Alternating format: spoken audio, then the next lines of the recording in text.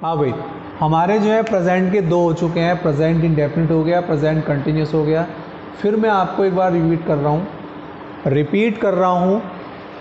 हाँ भाई, रिपीट करना, किसी बात को दोहराना, इसके लिए एक वर्ड और भी आता है, रिपीट या रिट्रीट करना, यानी कि किसी बात को आप रिपीट कर रहे हैं, दोहरा रहे हैं। तो मैं इस बात को बार बार दोहरा रहा हूँ, बार बार कह रहा हूँ, फ्रिक्वेंटली।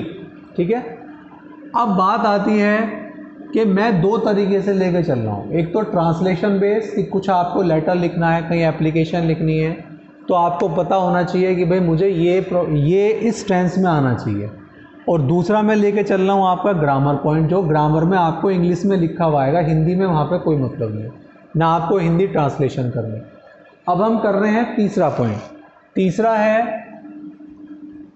प्रेजेंट का ही है, परफेक्ट।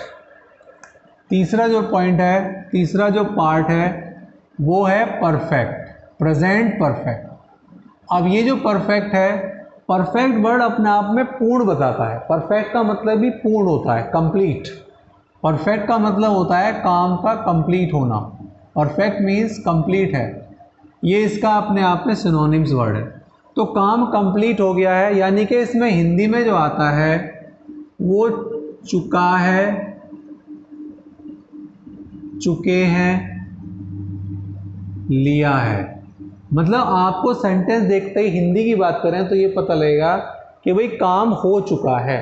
ठीक है, इसमें हम बनाते समय हैज़ और हैज़ या हैज़ एक वचन के साथ, हैव बहुवचन के साथ, प्लस थर्ड फॉर्म, ये हम बनाते हैं। फिर वही वाली बात आती है, छोटे छोटे बेसिक, कि भाई निगेटिव यदि है तो क्या करो, नहीं वर्ड होगा। ट्रांसलेशन की बात करें तो ये जो वर्ड आते हैं आपके हैज़ या हैव, इनके साथ ही नोट लगाओ।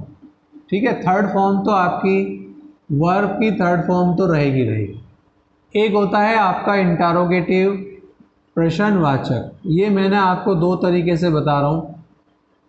शुरू में क्या अगर है तो आपको यही वर्ड निकालने, हैज़, हैव।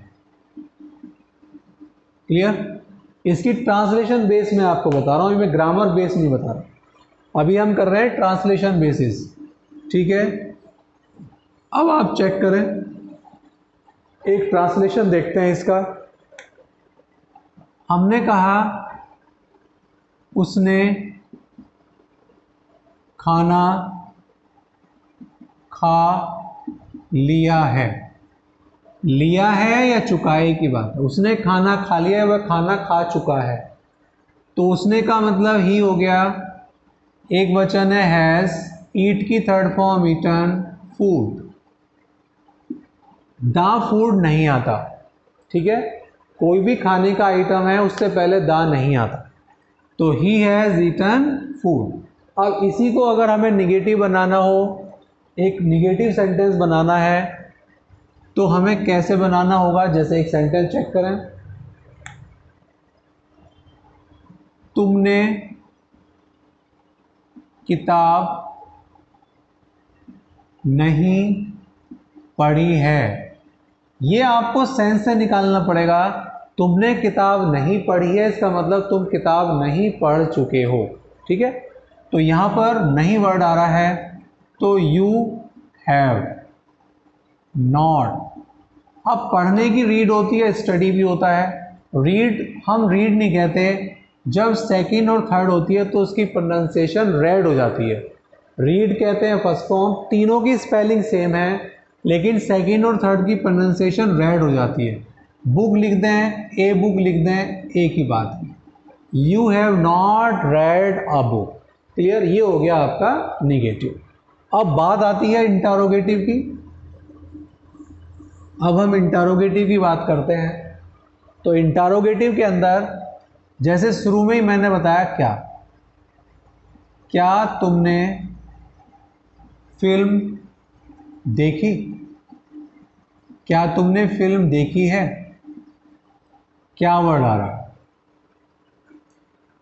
हाँ भाई, तुमने बहुवचन है, देखी है, देख चुके हो, एक ही बात है, तो हैव आएगा, हैव यू। हाँ भाई, फिल्म हो, कोई सीरियल, टीवी सीरियल हो, मैच हो, इन सब के लिए वॉच यूज किया करो, WATCH, इसकी थर्ड फॉर्म वॉच्ड।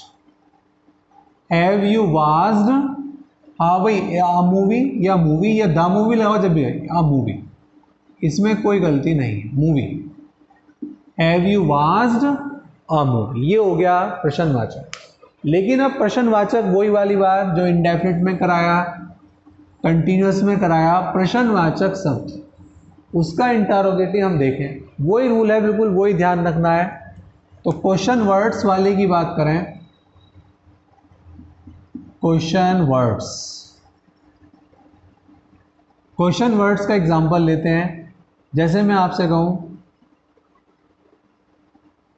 तुमने क्या लिखा है। हाँ भाई, लिखा है इसका मतलब लिख चुके हो। यहां पर प्रश्नवाचक शब्द तो है लेकिन वो बीच में है, तो उसकी ट्रांसलेशन पहले बनाओ, फिर एक वचन बहुवचन को चेक करो। तुमने बहुवचन है तो हैव आएगा। What have you written, third form written, third form ही आएगी। तो प्रश्नवाचक में आपने देखा कि हमें जो प्रश्नवाचक शब्द बीच में है उसको शुरू में लिखेंगे, फिर इसके अनुसार हैज़ हैव आएगा शुरू में ही, और फिर थर्ड फॉर्म। लेकिन एक चीज़ की ट्रांसलेशन बिल्कुल अलग तरीके से बनती है और वो है आपका हु। जैसे कि यह काम किसने किया है, किसने किया है या कर चुका है, किसने या कौन के लिए हु आता है। अब हु जो है अपने आप में सब्जेक्ट है, तो जब सब्जेक्ट है तो इसके बाद has done this work, who has done this work. Who के बाद डायरेक्ट ये आ जाता है, ये आपको ध्यान रखना है, क्लियर। और जितने प्रश्नवाचक शब्द हैं उसमें पहले वो, जैसे कहाँ आया तो वेयर आ गया, क्या आया, शुरू में क्या नहीं आएगा, शुरू में तो क्या आएगा, तो वो हैव या हैज़ पहले आ जाएंगे।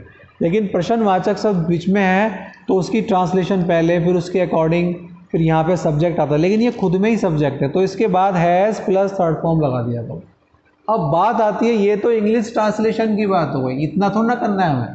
कंपटीशन में ये हमारे लिए कॉन्फिडेंस देंगे लेकिन ये यूजलेस है, एक जगह यूजलेस है।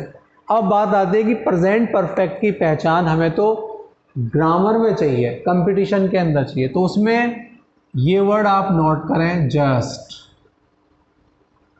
ऑलरेडी, रिसेंटली,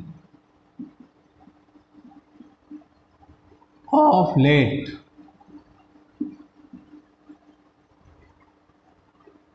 लेटली भी उधर छोड़, लेटली छोड़ दो, just, already, recently, of late हो या लेटली हो,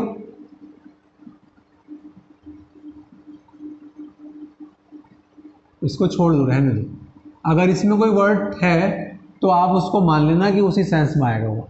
just, already, recently, of late, just हो गया, ऑलरेडी, रिसेंटली, ऑफ लेट हो गया। और एक आता है यट, एक आता है सो फार, यट और सो फार, ये वाले वर्ड आपको विशेष ध्यान रखना है। ये ग्रामर के हिसाब से, कंपटीशन के हिसाब से वर्ड है ये। जस्ट, ऑलरेडी, जस्ट माने अभी, ऑलरेडी अभी, ये नाउ की तरह नहीं है, जस्ट अभी आया है, अभी खाया है, इस तरीके से आता है। ऑलरेडी, पहले ही, ऑलरेडी मीन्स पहले ही, पहले ही।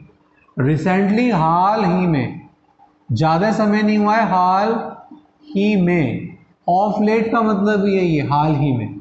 यट का मतलब अभी तक, और इसमें नहीं भी लगा लेना, ये नोट लेके चलता है अपने साथ, अभी तक नहीं, ठीक।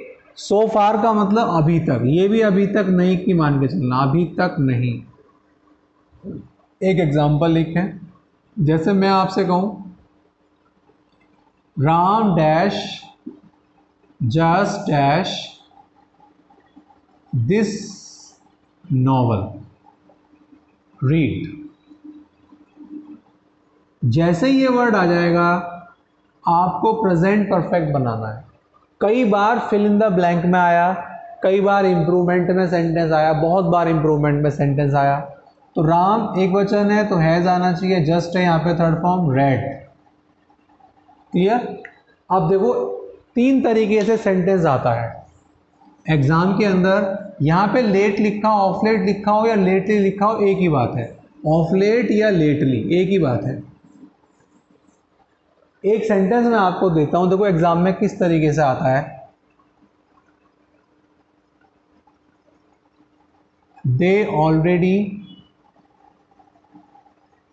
डिड दिस, और वो क्या करेंगे, वो यहां पे अंडरलाइन कर दें। या एक तो तरीका ये वाला है, अंडरलाइन कर दिया। एक तरीका है अंडरलाइन कर दिया, एक तरीका है इसको वो बना दिया, part A, part B, part C, part D. या आपसे कह दिया हाँ point out the errors, part A, part B, part C, या इम्प्रूवमेंट कीजिए। अब आपको पता है कि जी सर ने तो ये बताया था कि ऑलरेडी वर्ड आएगा तो हैज़ हैव आएंगे, तो they have already done this. Completed. ठीक है, ये आप समझ गए। इस तरीके से हमें करना है। ये ग्रामर की पहचान भी हो गई। अब आपको मैं 10 सेंटेंस प्रैक्टिस के लिए, घर के लिए प्रैक्टिस के लिए प्रेजेंट, लेकिन मैं आपको जो ग्रामर की जो है उसकी एक्सरसाइज दूंगा। ग्रामर की जो हमारी जो मैंने वर्ड्स दिए उनकी तो एक्सरसाइज सही है, ट्रांसलेशन के लिए बोल रहा हूँ। लिखें आप, तुमने खाना खा लिया है, तुमने खाना खा लिया है। नेक्स्ट है, उसने पाठ पढ़ लिया है, उसने पाठ पढ़ लिया है। नेक्स्ट है, वे चले गए हैं, वे चले गए हैं। उन्होंने तुमसे बातें कर ली हैं, उन्होंने तुमसे बातें कर ली हैं। क्या तुम नहा चुके हो, क्या तुम नहा चुके हो। नहाने के लिए BATHED, थर्ड और सेकंड बात जो। नेक्स्ट है, क्या राम अपना काम कर चुका है, क्या राम अपना काम कर चुका है। उसने घर कहाँ खरीदा है, उसने घर कहाँ खरीदा है। तुमने क्वेश्चन मार्क था, एक कहाँ खरीदा है। तुमने क्या देखा है, क्वेश्चन मार्क। यहाँ कौन आया है, कौन वाले को विशेष रूप से ध्यान रखना, क्वेश्चन मार्क। यह किताब किसने लिखी है, क्वेश्चन मार्क। किसने या कौन के लिए। तो ट्रांसलेशन आपकी हो गई 10 सेंटेंस। इसको एक बार बना लेना, करते हैं फिर नेक्स्ट। Okay, thank you.